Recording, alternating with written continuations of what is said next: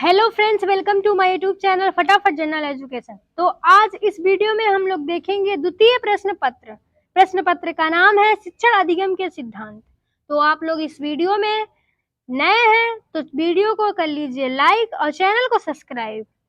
तो इसका पहला क्वेश्चन है 2025 का, यानी शिक्षण अधिगम के सिद्धांत के 2025 का पहला क्वेश्चन है, पूर्ण से अंश की ओर का शिक्षण सूत्र आधारित है। तो किस पर आधारित है? ऑप्शन है गेस्टाल्ट मनोविज्ञान पर, दूसरा ऑप्शन है बाल मनोविज्ञान पर, तीसरा है प्राणी मनोविज्ञान पर, चौथा है जीव विज्ञान पर। तो इसका राइट आंसर हो जाएगा गेस्टाल्ट मनोविज्ञान पर आधारित है। और पूर्ण से अंश की ओर शिक्षण का सूत्र होता क्या है? तो जैसे हम पूर्ण यानी कोई पूरी चीज बच्चे को दिखाकर, जैसे हम एक साइकिल को दिखाएं और उसके भागों के बारे में बताएं, ये हैंडल है, ये पेंडल है, उसके हर एक एक भागों को बताएं, वही है पूर्ण से अंश की ओर शिक्षण सूत्र। दूसरा क्वेश्चन है, बच्चों में कल्पना शक्ति का विकास किया जाता है। तो बच्चों में जो है कल्पना शक्ति का विकास किस प्रकार से किया जा सकता है? समूह कार्य के द्वारा, कहानी के द्वारा, उत्तर प्रश्न के द्वारा और व्याख्यान के द्वारा। तो इसका राइट आंसर हो जाएगा कल्पना शक्ति का विकास कहानी कविता के माध्यम से किया जाता है।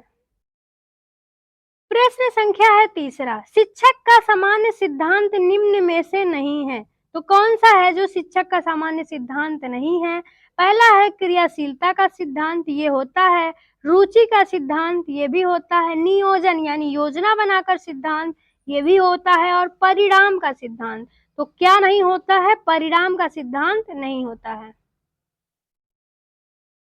चौथा प्रश्न है, बिकमिंग बेटर टीचर ए माइक्रो टीचिंग अप्रोच निम्न में से किसकी पुस्तक है? तो किसकी पुस्तक है? डॉक्टर बी के पासी की, एन.एल. दोसांझ की, एलन की, रेयान की। तो इसका सही आंसर है डॉक्टर बी के पासी जी की पुस्तक है माइक्रो टीचिंग अप्रोच।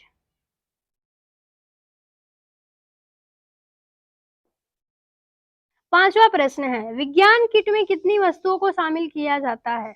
ऑप्शन है 110, 85, 105, 80। तो इसका सही आंसर है 110 विज्ञान किट में वस्तुओं को शामिल किया जाता है। प्रश्न संख्या है छठा, प्रश्न उत्तर प्रविधि के जनक कौन है? यानी प्रश्नोत्तर प्रविधि के जनक कौन है? प्लेटो, सुकरात, अरस्तु, डीवी। तो इसका सही आंसर है प्रश्नोत्तर विधि के जो है जनक सुकरात जी हैं। सातवां प्रश्न है, पाठ प्रस्तावना कौशल का आधार बिंदु है, क्या है? पाठ्यक्रम, परिवार, पूर्व ज्ञान, टीएलएम। तो इसका सही आंसर है पाठ प्रस्तावना कौशल का आधार बिंदु जो है पूर्व ज्ञान है।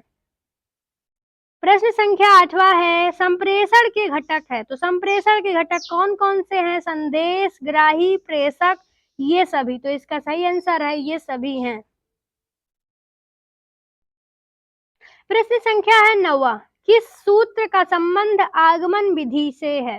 तो किस सूत्र का संबंध है? स्थूल से सूक्ष्म की ओर, विशिष्ट से सामान्य की ओर, सामान्य से विशिष्ट की ओर, मूर्त से अमूर्त की ओर। तो इसका सही आंसर है आगमन विधि जो है विशिष्ट से सामान्य की ओर है। पहले तो बच्चों को उदाहरण देकर समझाया जाता है, फिर उसे नियम बताए जाते हैं, यही है आगमन विधि। प्रश्न संख्या है 10वां, सहयोग की भावना का विकास संभव है। तो किससे है? समूह कार्य से, वाद विवाद से, प्रश्नोत्तर से, सहायक सामग्री से। तो इसका सही आंसर है समूह कार्य से। उपचारात्मक शिक्षण का प्रमुख कार्य है। तो उपचारात्मक शिक्षण का प्रमुख कार्य क्या है? लेख में सुधार, लेख पर देना, दोषपूर्ण अध्ययन एवं शिक्षा से संबंधित समस्याओं को दूर करना, गृह कार्य देना। तो उपचारात्मक शिक्षण और निदानात्मक शिक्षण दो प्रकार के शिक्षण होते हैं।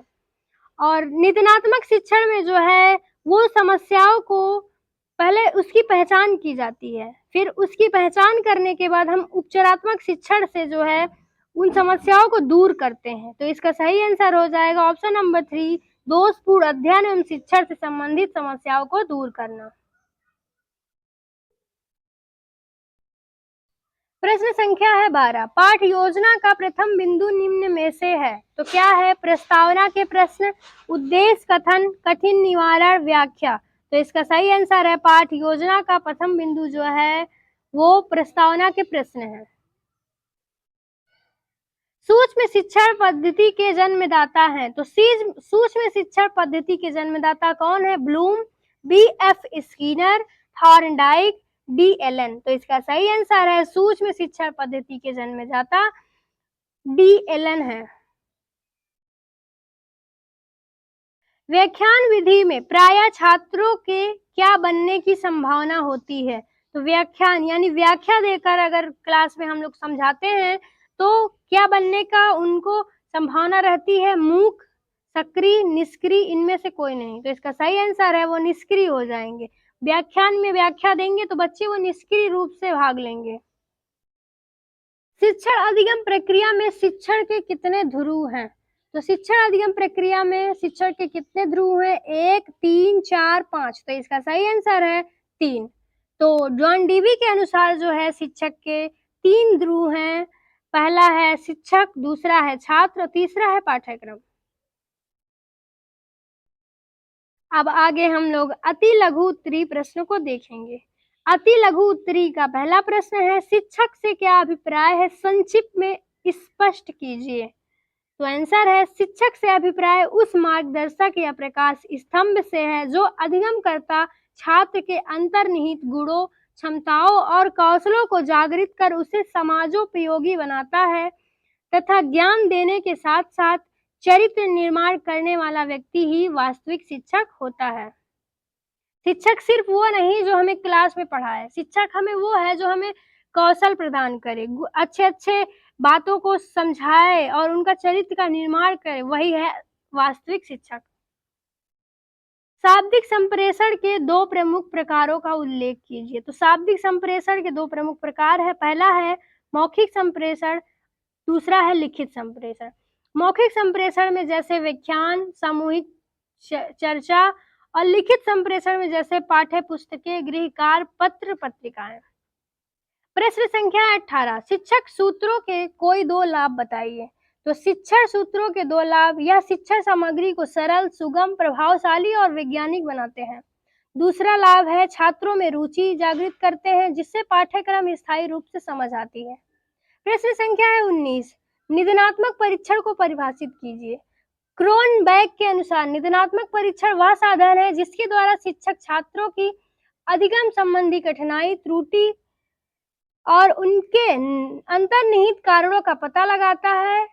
यह समस्याओं को पहचानने की एक नैदानिक प्रक्रिया है। मैंने ऊपर बताया जहाँ पे आया था उपचारात्मक शिक्षण, तो मैंने बताया निदानात्मक शिक्षण में जो है समस्याओं की पहचान की जाती है, उनकी कठिनाइयों को समझा जाता है, पता लगाया जाता है, फिर उनको उपचारात्मक शिक्षण के द्वारा क्या किया जाता है? समस्याओं को दूर किया जाता है। प्रश्न संख्या है 20। ज्ञात से अज्ञात सूत्र किस तत्व पर आधारित है? समझाइए। यह सूत्र बालकों के पूर्व ज्ञान पर आधारित है। बालक जो पहले से जानता है उससे आधार बनाकर या अपरिचित पाठ्य वस्तु को जोड़ना ही इस सूत्र का मूल तत्व है। इसका मतलब क्या है? जैसे हम बच्चों को टेबल सिखा रहे हैं तो सबसे पहले उन्हें गिनती आती है, उसी के पूर्व ज्ञान से जोड़ते हुए हमने उन्हें जोड़ करना सिखाया गिनती से कि 2 और 3 मिला के कितना होगा? 5। वही है ज्ञात से अज्ञात की ओर, जो बच्चे को ज्ञान हो और उसी ज्ञान से जोड़ के हम उन्हें जोड़ करना सिखाएं, वही है ज्ञात से अज्ञात की ओर सूत्र।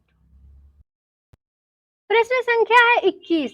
शिक्षा में रुचि के सिद्धांत को स्पष्ट कीजिए। उत्तर है रुचि के सिद्धांत से तात्पर्य है कि शिक्षण प्रक्रिया तभी सफल हो सकती है जब छात्रों का ध्यान पाठ की ओर आकर्षित हो, तब छात्र स्वेच्छा और आनंद से सीखते हैं तो उनका अधिगम तीव्र और स्थायी हो जाता है। पुनर्बलन शिक्षण कौशल के उद्देश्य को स्पष्ट कीजिए। उत्तर है पुनर्बलन कौशल का मुख्य उद्देश्य छात्रों की सहभागिता को बढ़ाना, सही उत्तरों को प्रोत्साहित करना तथा छात्रों के आत्मविश्वास में वृद्धि करके अवांछित व्यवहार को कम करना। प्रश्न संख्या है 23। अनुदेशन से क्या अभिप्राय है? स्पष्ट कीजिए। अनुदेशन का तात्पर्य व्यवस्थित ज्ञान या सूचनाओं को छात्रों तक पहुंचाने से है, जिसमें शिक्षक केंद्रित क्रियाएं अधिक होती है और इसका मुख्य उद्देश्य केवल संज्ञानात्मक विकास या सूचना प्रदान करना होता है। प्रश्न संख्या है 24। श्यामपट्ट शिक्षण कौशल के घटकों का नाम बताइए। श्यामपट्ट कौशल के प्रमुख घटक लेखन की स्पष्टता, अक्षरों का उपर्युक्त आकार, दो शब्दों के बीच समान दूरी, व्याकरणिक शुद्धता तथा मुख्य बिंदुओं को रेखांकित करना। तो श्यामपट्ट शिक्षण के घटक है क्या क्या? लेखन की स्पष्टता, यानी लेखन जो हम लिखे उसकी स्पष्टता हो, और अक्षर का उपर्युक्त आकार हो, कि नहीं एक अक्षर हम छोटा लिख दिए, एक अक्षर बड़ा लिख दिए, ऐसा नहीं होना चाहिए श्यामपट्ट पर। और अगला है दो शब्दों के बीच समान दूरी। जैसे हम कोई शब्द लिख रहे हैं, जैसे कमल लिखा हमने, आगे लिखना है कमल, कीचड़ में खिलता है, तो यहाँ जो समान दूरी हो, ये वाली गैप हो, वो समान दूरी हो। फिर है व्याकरणिक शुद्धता, ये नहीं हमको कमल लिखना है तो हम क और का में मात्रा लगा दिए, कामल लिख दिए, ऐसी अशुद्धता नहीं होनी चाहिए। यही बोल रही है व्याकरणिक शुद्धता। और मुख्य जो मोस्ट इम्पोर्टेंट पॉइंट, जैसे गांधी जी का जन्म कब हुआ, ये इम्पोर्टेंट है, उनको रेखांकित करके चलना श्याम बोर्ड पर। प्रश्न संख्या है 25। खेल पर आधारित दो शिक्षण विधियों के नाम लिखिए। उत्तर है खेल पर आधारित दो प्रमुख विधियां हैं। पहला है किंडरगार्टन, इस विधि को जो है फ्रोवेल ने बनाया था, और दूसरा है मोंटेसरी विधि, इसका जो निर्माण मारिया मोंटेसरी ने किया। प्रश्न संख्या है 26। न्यूनतम अधिकतम स्तर का अर्थ स्पष्ट कीजिए। तो न्यूनतम अधिगम स्तर का अर्थ है दक्षता या ज्ञान का वह न्यूनतम परिमाण जो किसी निश्चित कक्षा या आयु वर्ग के प्रत्येक छात्र को अनिवार्य रूप से प्राप्त करना ही चाहिए। जैसे कक्षा 1 का बालक है, उसे 1 से लेके 100 तक की गिनती आनी चाहिए, उसे जो है हिंदी में मात्राओं का ज्ञान होना चाहिए, उसे जो है थोड़ा थोड़ा हिंदी पढ़ना आना चाहिए। कक्षा 1 के बच्चे को ये सब आना जरूरी है। और ए से लेके जेड तक उसे यानी वावेल्स और कॉन्सोनेंट का ज्ञान होना चाहिए कक्षा 1 के बालक को। प्रश्न संख्या है 27। बाल केंद्रित शिक्षण की दो विशेषताएं बताइए।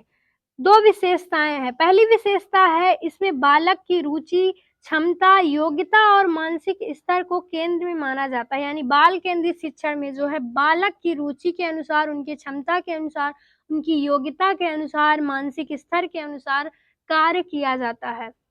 दूसरा है यह रटने के बजाय करके सीखने पर बल देता है, यानी लर्निंग बाय डूइंग पर बल देता है, यानी बच्चे को खुद करके सिखाना चाहिए। प्रश्न संख्या है 28। शिक्षण उद्देश्यों के आधार पर प्रश्नों का वर्गीकरण कीजिए। उत्तर है शिक्षण उद्देश्यों ब्लूम के वर्गीकरण के आधार पर प्रश्न 3 प्रकार के होते हैं। पहला है ज्ञान पर आधारित प्रश्न, दूसरा है बोध यानी समझ पर आधारित प्रश्न, और तीसरा है अनुप्रयोग पर आधारित प्रश्न। प्रश्न संख्या है 29। क्षेत्रीय पर्यटन शैक्षिक विधि को परिभाषित कीजिए। क्षेत्रीय पर्यटन विधि से आशय उस विधि से है जिसमें छात्रों को कक्षा से बाहर वास्तविक वातावरण में ले जाकर प्रत्यक्ष अनुभव के माध्यम से भौगोलिक, ऐतिहासिक या वैज्ञानिक ज्ञान प्रदान किया जाता है। यानी हम क्षेत्रीय पर्यटन विधि का मतलब होता है कि हम बच्चों को कहीं टूर पे ले जाएं और उन्हें प्रत्यक्ष यानी सामने सामने से दिखाकर उनके बारे में बता सके, वही है हमारा क्षेत्रीय पर्यटन। वैश्विक स्तर पर स्टैनफोर्ड विश्वविद्यालय ने सूक्ष्म शिक्षण के तहत इस पर काम किया, जबकि भारत में प्रथम NCERT और इंदौर विश्वविद्यालय DD तिवारी ने शिक्षण कौशलों को व्यवस्थित अध्ययन किया। अब इस वीडियो को यहीं करते हैं। अगली वीडियो में हम लोग देखेंगे लघु उत्तरीय प्रश्न।